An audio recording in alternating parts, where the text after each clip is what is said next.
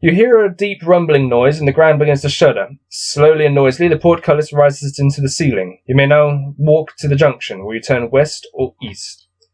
Okay, which way did I head last time? Oh god, I can't remember. See, this is the kind of stuff that I fail to remember in these books, is which corridors I took. I remember what the rooms are and what to do in them, but I can't remember where things lead. So I think I went west last time, so I'm going to try east. Turn to 58. Oh, I didn't. This is the other way. Cautiously, you creep along the passageway. After a short time, it turns sharply to the north. At the corner, there is a bench of solid wood. Above the bench, a sign reads, "Rest ye here, weary traveller." You may stop and eat provisions if you wish, turn 15, or continue. So there's the bench. Looks like it's carved out of a tree stump. That's pretty cool. Now, this seems like a trap to me. And maybe one I want to fall for to see what happens. I don't really need to eat a provision. I'm only one hit point down. But at the same time, I've got plenty of provisions to waste. So I'm going to fall for the trap. As you sit on the bench and eat your food, your body begins to feel deeply relaxed and the aches from your body seem to be soothing themselves away. This resting place is enchanted. Ah, it wasn't a trap at all. You may restore 2 additional stamina points as well as the normal amount, but only if this does not exceed your initial stamina score. And restore 1 skill point as if any had been lost. Oh, that's good. So my skill is now up to 9 out of 11. And I will remove the provisions at 8 and restore my health back up to 19. So if you're more injured, that's a good place to go, it seems. Shame I wasn't more injured, actually. Oh. And if I pulled the wrong lever and used the my non-sword hand, that would have been quite good as well, because I'd have got my my skill point back. As it is, I'm still down 2 skill points, but nothing I can do about that right now. Anyway, turn to 3, 6, 7. Where are you? 3, 6, 7. Here we are. You arrive at another junction in the passageway. If you would like to turn westwards, turn to 235. If you wish to go east, turn to 323. Now, I would have had to go west to get to this junction before, and I feel that means I would have headed east in my previous run-through, so maybe if I should try and turn west again. That seems like a good idea. I need to remember what I did last time. I mean, I only recorded yesterday. That's how bad my memory is. 323. After a few meters, you reach another 3-way junction. You may either go northwards or eastwards. Why wasn't I just heading west? How can I... I don't know. I guess I'll head northwards. It's turned to 8. I'm pretty sure I haven't been to 8. Where is he? Here we are. The passage ahead entered a sturdy door. You listen but hear nothing. As you try the handle, it turns and you enter the room. As you look around, you hear a loud cry from behind you and swing round to see a wild man leaping towards you wielding a large battle axe. He is a mad barbarian, and you must fight him. There is a door to the north wall through which you may escape during the battle. If you defeat turn to 189. If you defeat the barbarian, turn to 273. So I might as well try and fight him again. He's got 7 skill and 6 stamina. Now my skill is down a bit. I must remember to add that to the calculations. Okay, so he rolled 10, giving him 17. I rolled 2. And I can roll 6. If I can roll a 6... So he's injured me, and if I can roll a 6, my shield will lower the damage. I rolled a 3. So he hit me, taking my stamina down to 17. Let's try this again. He rolls 3, giving him 10, which means I can't fail that. Even if I got 2, I'd have higher than him, so that means I've damaged him. He's on 4 stamina. He rolls 7, taking him to 14. I roll 9, taking me up to 18. I've damaged him again, taking him down to 2 stamina. one more roll, hopefully. He's on 14 again. I am on a grand total of 20. So I have defeated the barbarian. If you defeat the barbarian, turns 273. What if I get to have his axe? I mean, if I get the chance, I'll generally use axes in games rather than swords. Because I think axes are just cool. Yeah. A search of the room reveals nothing of any value, although an old box in the corner contains a wooden mallet and 5 short stumps of wood sharpened at one end. You may take these if you wish, and you can now leave the door through the north wall. So I get the wood mallet plus 5. Well, it's sharpened stumps, so that's going to be stakes. So I'll just write stakes. Turn to 189. See, I didn't go this way last time, and I'm discovering more things. So that's what I like about these. This is how they work. The first time you go through, you'll miss out so much stuff. Okay. The door opens into a short corridor which ends several meters ahead at another door, similar to the one you've just come through. You listen and hear nothing. You try the handle and it turns, allowing you into another room of similar size. But this room is splendidly decorated with a polished marble floor and rough walls painted white. There we've got a nice picture of the room. It's got a few paintings around the place. That's nice. That's enough room. I think I could use a chair or a rug, maybe.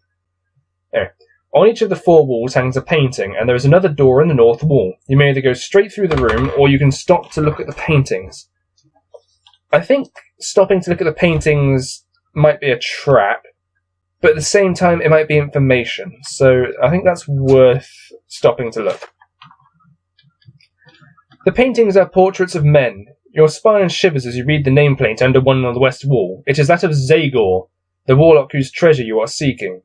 You look at his portrait and realise you are pitting yourself against an awesome adversary. You have a feeling that you are being watched and notice the piercing eyes follow you as you move.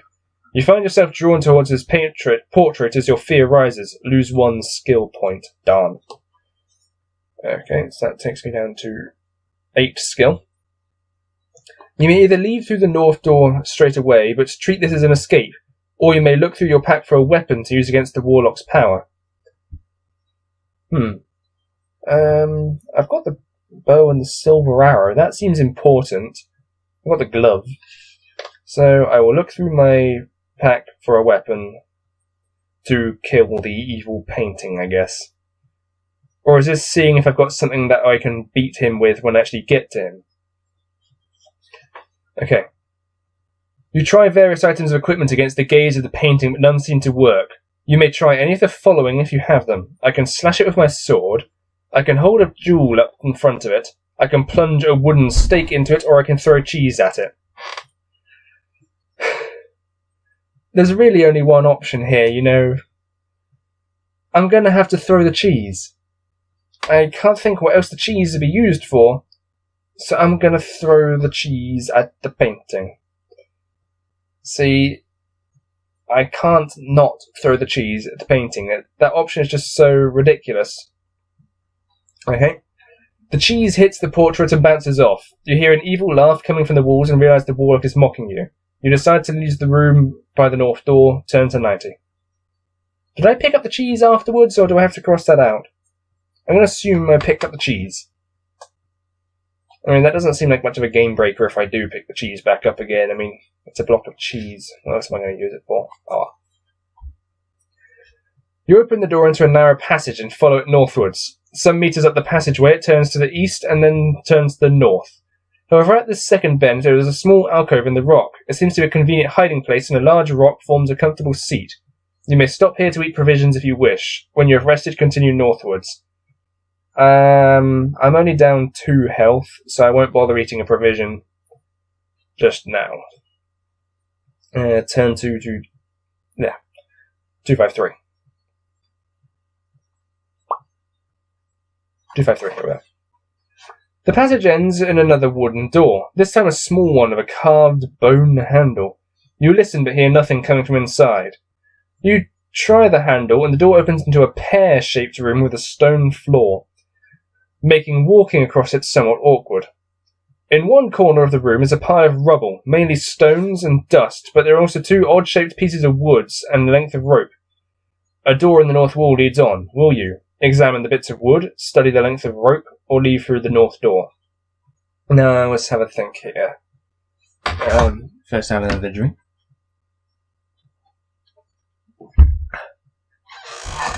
Okay, so the bits of wood.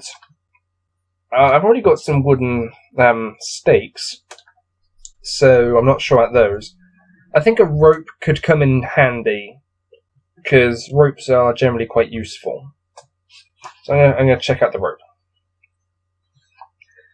You pick up the rope. It looks normal. In fact, it looks as if it might be quite useful. You open your pack to put it in, but suddenly it comes alive in your fingers, snakes quickly up your arm and attempts to wrap itself around your neck. You struggle to cut the rope with your sword before its grip tightens. Test your luck. If you are lucky, you cut the rope and it drops to the ground. If you are not, the rope tightens and lose 1 stamina point. You must test your luck again to cut the rope and keep trying until you do. Each time you fail, you lose another stamina point and reduce your luck score. If you finally defeat the rope, you may turn through the north door. Okay, so I've got to test my luck. I'm on 10, so that shouldn't be too bad. I rolled 8 and cut through the rope. So that takes my luck down to 9. And I have not been injured by the deadly rope. Can't I just stick around? Why do I have to leave through the door? Can't I stick around and check out the wood as well? I mean, I think later books would probably let me try that, but not this one.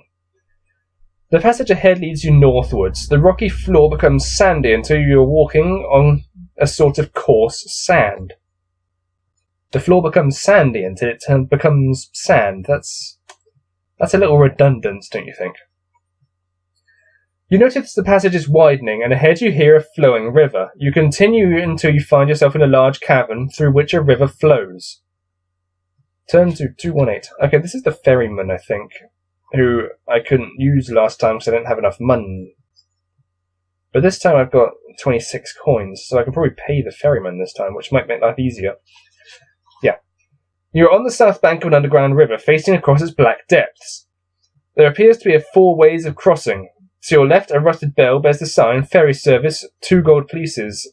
Please ring. There he is again. I actually still quite like that painting. Or drawing, I should say. Just the sheer amount of emptiness. There's a small raft in front of you on the bank with a long stick resting beside it. You could punt across the river. A rickety old bridge crosses on the right. If you don't trust any of these, you may swim. Which do you choose? Well, since I've got the money, let's take the ferry.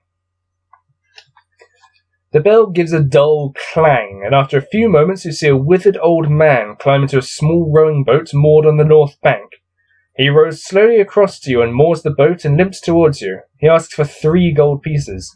When you protest at the price, he mumbles some flimsy excuse about inflation, and begins to get angry at your protestations. Do you pay him 3 gold pieces or threaten him? So, I've got 26 gold pieces, so there's no reason to not pay him. Turn to 272. 272. Yeah. He calms down, takes the gold. Deduct this from your gold. Yes, of course. So that gives me 23 left. Well, it's 23 gold pieces. I mean, that's still a decent amount. I can probably retire on that. Yes, he takes the gold and rows you across to the north bank. After mooring the boat, he ambles off down a passageway. Turn to 7. So that's good, because I didn't have to fight piranhas or anything this time. You're on the north bank of a fast-flowing river in a large underground cavern. Turn to 214. Couldn't you have just told me that on 214? Why did that have to have its own thing? Facing northwards, the rock face is smooth and glistens with moisture. Moss of many different hues grows on the surface. There is an eerie silence punctuated only by splashings of the river as it flows behind you. You have 3 options. The passage runs off to the northwest. If you take this route, turns to 271. A large timber door is directly in front of you in the middle of the rock face. If you open the door, turn to 104. Another passage runs out along the river eastwards. To follow along the riverbank, turn to 99. Last time I think I tried the door. That led to the room with the hands on the floor that attacked me. I'm quite interested where this river leads. It might go somewhere interesting. So I'm going to go to 99 and follow the river. The passage runs eastwards. Ahead of you, you can see a solid-looking door blocks the passage. You step up to investigate. Turn to 383.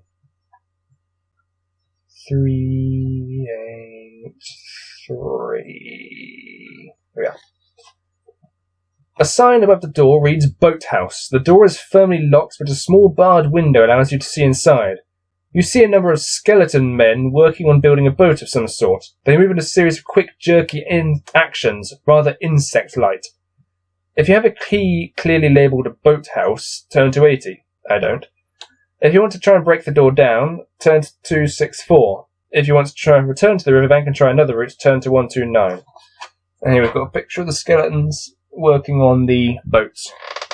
So, I guess I don't have the key labelled Boathouse, so I guess trying to break the door down would be a good idea. Actually, it was the, wasn't it the old man who tried to attack me with the chair leg? Doesn't he have the boathouse key? I hope I haven't just screwed myself out of something. Anyway, turns 264, I'm going to try and break the door down. There's no way you're going to charge the door down. It's 12 centimetres of solid oak. You bruise your sword arm at the attempt. Lose 1 skill point. Damn it! I'm back down at 7 skill again. You can only get through this door if you have the boathouse key. If you have this key, turn to 80, and more for you for not having used it straight away. Otherwise, you can return to the riverbank and try again. Turn to 129. Okay, so I didn't have the key, so there was no point really trying that. You return to the riverbank and try to try the door in the middle of the rock face. Turn to 104. What if I don't want to try the door? What if I want to try the passage, maybe? Unless the passage is also a dead end, perhaps. Okay, 104. You find yourself in a short, narrow passageway of a door ahead to the north. You try this door. Because the boathouse worked out so well. Turn to 49. The door squeaks on its rusty hinges. The room is as dark as your eyes, and as your eyes begin to adjust themselves, you close the door behind you. You hear a shuffling sound in the room, but before you can react, a blow to your head knocks you senseless. Lose 2 stamina points and turn to 122. Now I know where I am. This is the zombies. The ones that killed me last time. I'm feeling a bit more confident about them this time, so I suppose it's worth... my legs are starting to stiffen up. Let me just adjust myself a little. Let me just cross my legs this way. And... there we go. Okay, well. You awaken with a throbbing head and look around the room. The room is about 8 meters square, with doors to the north and south. You've been dumped in the southwest corner. If I was unconscious, how do I know which corner I'm in? Yeah, because I don't even know which way they brought me into this room. Standing motionless in the centre of the room are 4 men. At least they appear to be men. Their skin is a greeny-grey colour. All their clothes are tattered and torn, and they're all staring vacantly at the ceiling. One carries a club, one a scythe, one an axe, and one a pick. Again, there they are. We saw them last time. Around the room are various peasant-style weapons. Pitchforks, axe handles, pointed sticks, etc. Why would you use an axe handle and not an axe? If you've got the handle, it's probably safe to assume you've got the axe blade as well. It seems odd that you wouldn't use it. In the northeast corner is a human corpse with a sword in one hand and a shield in the other. You move your hand up to your head to feel for signs of blood, but you're relieved to find you're not bleeding. But as your hand moves, the strange creatures in the centre of the room turn their eyes downwards towards you. Do you try and talk to them? Do I jump to my feet and charge them with my sword, or do I scramble for an exit through the south door? Well, I tried talking to them and that didn't work. And fighting them was a big pain, because they killed me last time. So I suppose I can try and scramble for the exit. I don't really want to fight these guys again. Okay. Your head hurts and you feel dizzy as you rise to your feet. The 4 men stir into action and move towards you in single file, their weapons ready. Damn it. You grope your way down the wall for the south door, but you'll be touch and go to whether you make it. Your foot slips on a loose pebble and you fall to the ground. Before you can regain your footing, the creatures are upon you. Turns 282.